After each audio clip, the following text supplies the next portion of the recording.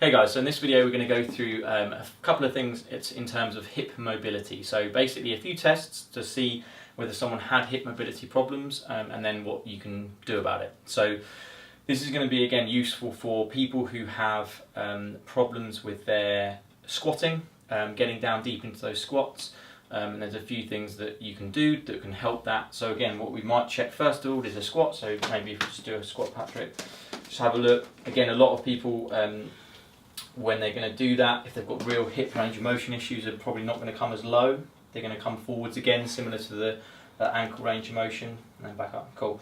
They're just not going to want to sit down into that low position. So again, the classic thing you see with females is this sort of thing, where they're not really dropping down. And again, obviously with squats we need good hip flexion, external rotation. So again, I think if they're having problems with that, then these things can be useful. So the first test we're going to do is a seated 1990. So again, this is going to test that hip flexion, external rotation. So we're in that position and we're just looking where the knee is. Okay, we're looking whether the knee is right up here or whether it just drops down nicely. And then what you can do as well is say chest up and then lean forward slightly and just see how that feels. And back, and then check the other side. So really quick hip flexion, external rotation. And again, I would say with Patrick, just from a quick look there, this side's a little bit easier. Right side looks a little bit more tough. But again, both sides were pretty good. Some people you're going to find, as Patrick did before, that they're up here and they really don't like it because they haven't got that good hip flexibility in that external rotation and flexion position. So this is much more useful when you look at a squat, because again, that's what you're going to need when you go into that squat. Cool, and then relax. Then we could do our Thomas test for our hip extensibility, which again is really important for people to have good hip extension when they're running, when they're doing lots of different motions. Hip extension is really important. So if we get you, again, what I'm going to do with this one, we've done our video on knee extensibility, goes through this in a bit more detail. So we'll run through this really quickly, so just relax there, Patrick. So what we would do is take the bed a little bit higher, but essentially what you want is the hips on the edge of the bed, and if you come down towards the bed, then we'd lie Patrick down, and we have a look at the height here.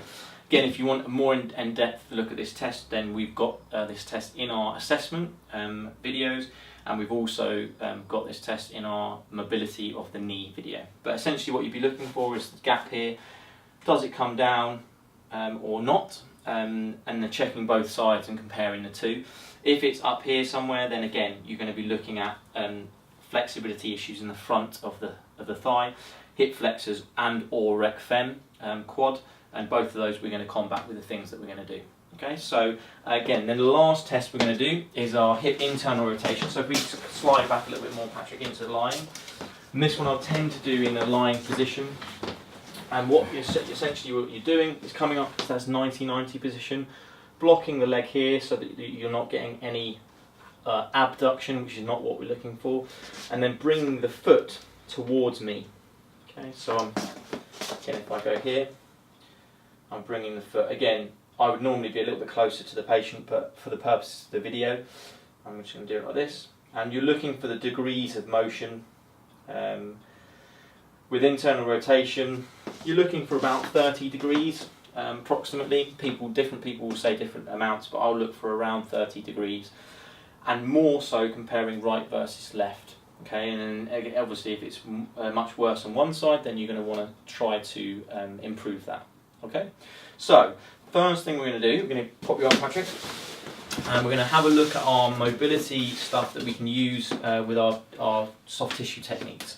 So the first one, if we grab the roller, and we're going to go into our hip flexors. So we're going to go into that quad and hip flexor, and just basically, it's very similar to the quad on the foam roller, but just really working high up into the hip. So really kind of working around that high bit of the hip there, Patrick, and just come down to about there, and then yeah, really working into there. Perfect. Cool. So then again, similar to all the other soft tissue techniques, we were doing that for 5 to 10 rolls. Then if we come onto our glutes, so again, in terms of our rotation of the hip, our glutes are going to sometimes affect that. So what we would do, perfect, come to here, basically tilt the body so that you're really, so you're tilting perfect onto that left hand side, absolutely. And so you're getting that release on the outside of the hip muscles. If people can do that and they're fairly okay with those two, we can increase the intensity. So if we come down onto your front, we're going to use the ball mount, tennis ball or lacrosse ball. And we're going to go into those hip flexors. Okay, so we're going to, or actually, we'll do the, do the glutes first. So in that position, same position. Two ways you can do this. This is the more difficult version. So Patrick again is rolling, tilting onto that side. For someone who was transitioning between the foam roller and the ball, what you could do is take that foot underneath. Perfect. So you've got less body weight. So it's slightly easier doing it like that. Just got less body weight. Finding those spots that are sore and just working around those areas. Cool. And then if you come into your front, then we're going to the hip flexors again. So ASIS.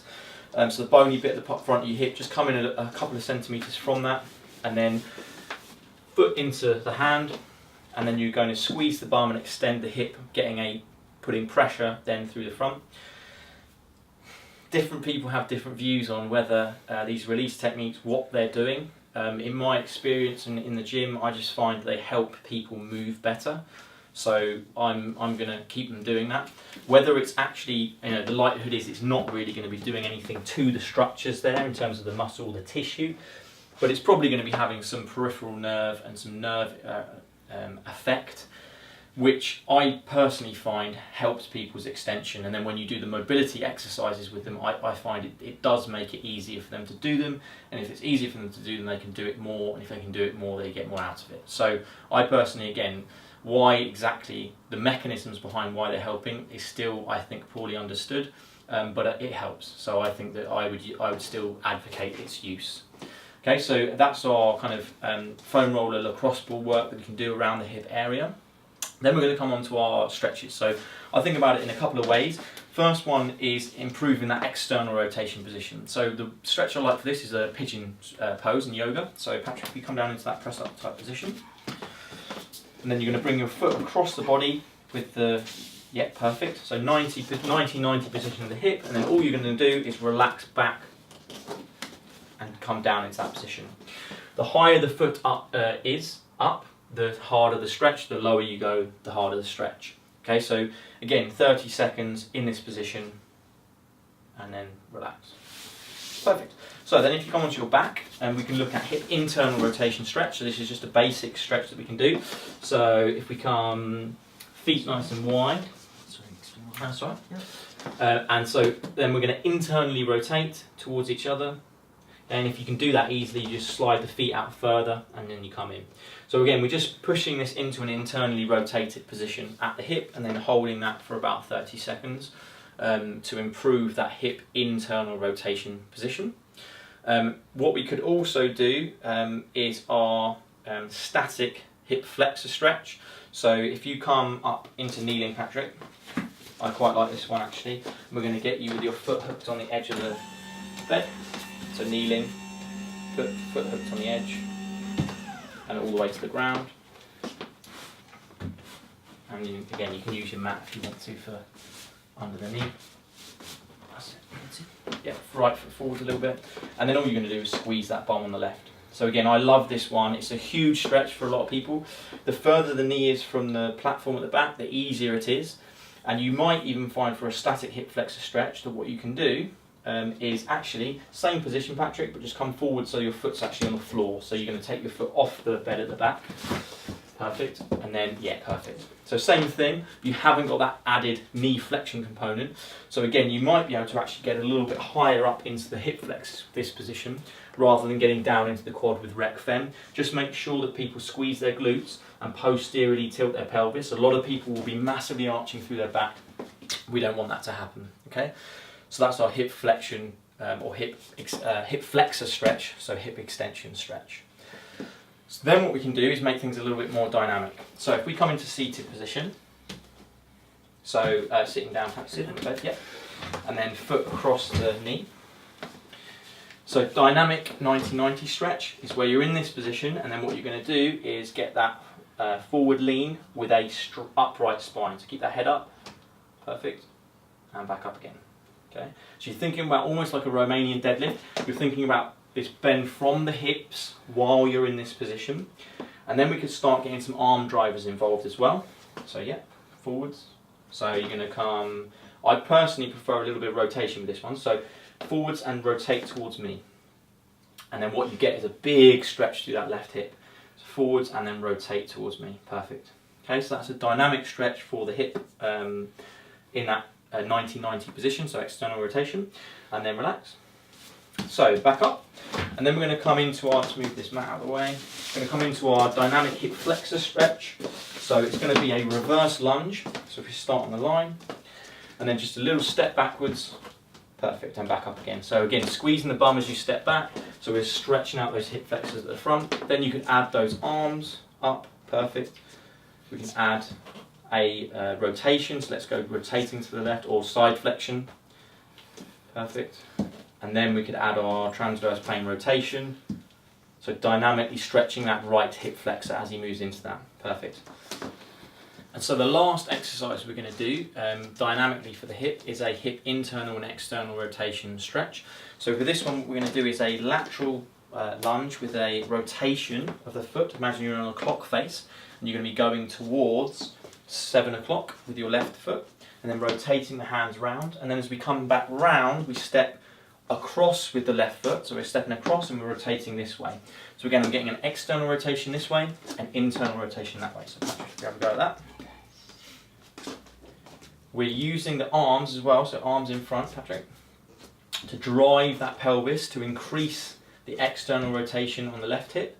If we come a little bit more, I'd say towards 7 o'clock, so bringing that left foot around towards me a little bit more. That's it. So now we're really externally rotating that hip, and then back across with the foot as you come across. Good. Okay, and now we're getting a bit of internal, external rotation of that right hip through motion. Perfect. And then you could do that the other side.